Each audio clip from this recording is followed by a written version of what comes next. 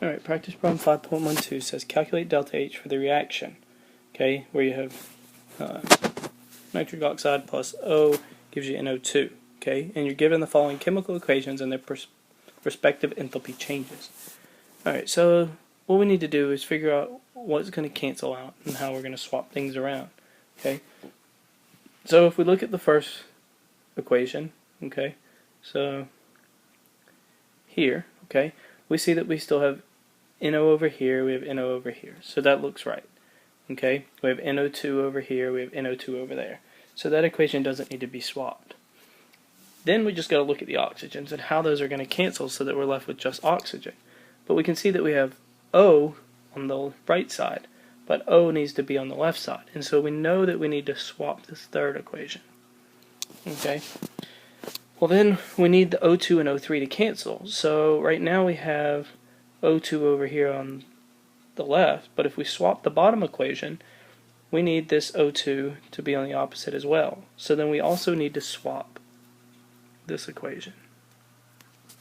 Okay, so then if we just rewrite everything, you see that we have NO plus O3 is going to give us NO2 plus O2 gas. Okay, we're swapping this next equation, so we have 3/2 O2 forms O3, and we're swapping the bottom equation, so we have 2 oxygen to O2.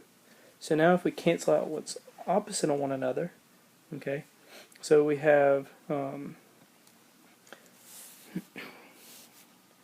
total of O3 over here, we have O3 over here, right? Then we need the O2s to cancel. Well, we have 1 O2 here, we have 2 O2s here, okay.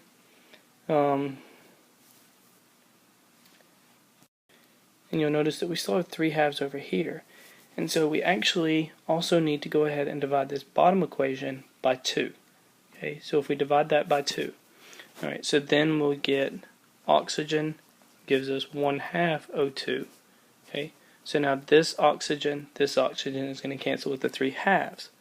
Okay, well then we're just left with oxygen like we need to in this overall equation up top, right?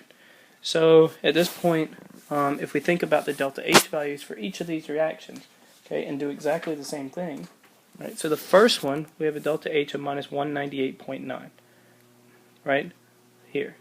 That doesn't change, right? So we have minus 198.9. If we go to the second reaction, okay, we actually swap that around, so now that becomes a positive 142.3.